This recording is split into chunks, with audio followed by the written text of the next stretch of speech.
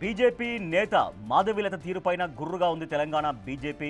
ఇప్పటికే పార్టీకి రాజీనామా చేసిన రాజాసింగ్ వ్యవహారంలో ఆమె రచ్చ చేస్తున్నారు. ఆమె తీరు చల్లారిన మంటలపై మళ్లీ నిప్పులు పోసే విధంగా ఉందనే చర్చ జరుగుతోంది. ఆమె తీరుతో మళ్లీ తెరపైకి కొత్త పాత నేతల పంచాయతీ వస్తుందనే చర్చ మొదలైంది. అనవసర కామెంట్స్ చేస్తున్న మాధవీలతపై నేతలు సీరియస్ అవుతున్నారు. రాజాసింగ్ ఎపిసోడ్పై ఎవరూ మాట్లాడొద్దు అని పార్టీ అధిష్టానం ఆదేశాలు ఇస్తే అవేవి పట్టించుకోకుండా రాజాసింగ్ పై కాంట్రవర్సీ కామెంట్స్ చేస్తున్నారు మాధవీలత.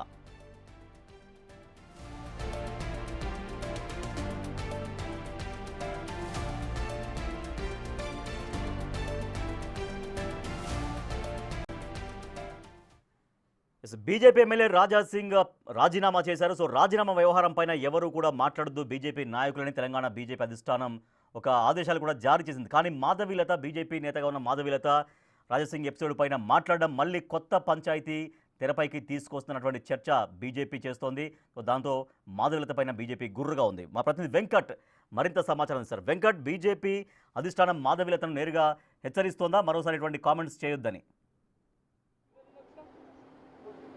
ఖచ్చితంగా రాజాసింగ్ పార్టీకి రాజీనామా చేసి పూర్తి స్థాయిలో పార్టీకి డ్యామేజ్ జరిగింది అనేది ప్రస్తుతం బీజేపీ ఎదుర్కొంటున్న అతిపెద్ద విమర్శ. ఎందుకంటే గోషమహల్ నుంచి 3 సార్లు గెలిచినటువంటి రాజాసింగ్ పార్టీకి రాజీనామా చేయడం, ఒక ఎమ్మెల్యే పూర్తిగా పార్టీ నాయకత్వాన్ని విమర్శించడం, పార్టీ తీరు బాగులేదని చెప్పడం, ఇట్లాంటివి పార్టీని ఒక గందరగోళ పరిస్థితులు చేసినటువంటి నేపథ్యం ఉంది. ఆ తర్వాత అధిష్టానానికి రాజీనామా లేఖ పంపడం, ఆ లేఖను ఇటు ఆమోదించడం, పార్టీ అంతా కూడా ఒక గందరగోళ పరిస్థితులు. ఒక బీజేపీ ఎమ్మెల్యే రాష్ట్ర పార్టీకి రాజీనామా చేయడం ఒక సంచలనం అని కూడా పెద్ద ఎత్తున చర్చ జరుగుతున్నటువంటి నేపథ్యంలో పార్టీ ఇప్పటికే ఒక లేఖ కూడా విడుదల చేసింది, ఆదేశాలు విడుదల చేసింది అధిష్టానం, ఎవరు కూడా రాజాసింగ్ ఎపిసోడ్ పైన మాట్లాడొద్దని. కానీ ఇక్కడ చాలా టెక్నికల్గా మాధవీలత తెర మీదకి వచ్చింది. రాజాసింగ్ పైన పూర్తి స్థాయిలో అనేకమైనటువంటి విమర్శలు చేసింది. సనాతన ధర్మం నేర్చుకొని రావాలి, నువ్వు ఒక కార్పొరేటరు, నువ్వు కార్పొరేటర్ ఉంటే పార్టీ నిన్ను ఎమ్మెల్యేగా చేసింది, నీకు ఐడెంటిటీ ఇచ్చింది, నీకు సనాతనం గురించి ఏం తెలుసు? మాధవీలత పూర్తిగా సనాతనం గురించి తెలిసిన వ్యక్తిగా మాధవీలత ఉంది. నన్ను విమర్శిస్తారా?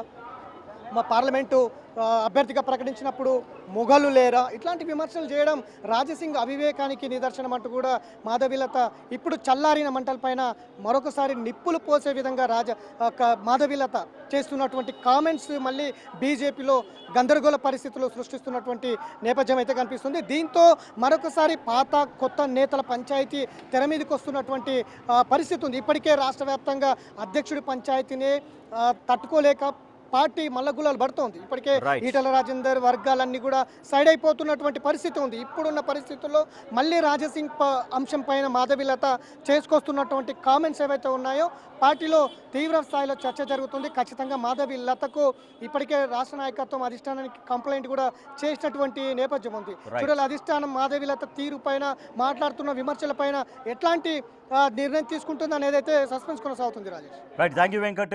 రాజాసింగ్ వ్యవహారం పైన ఎవరు మాట్లాడొద్దంటూ బీజేపీ చాలా సీరియస్గా ఉంది. మాధవీలత వరుసగా కామెంట్స్ చేస్తున్నటువంటి నేపథ్యంలో సో మాధవీలత మరి ఇప్పుడైనా బీజేపీ అధిష్టానం మాట విని సైలెంట్గా ఉంటుందా లేదా కూడా చూడాలి.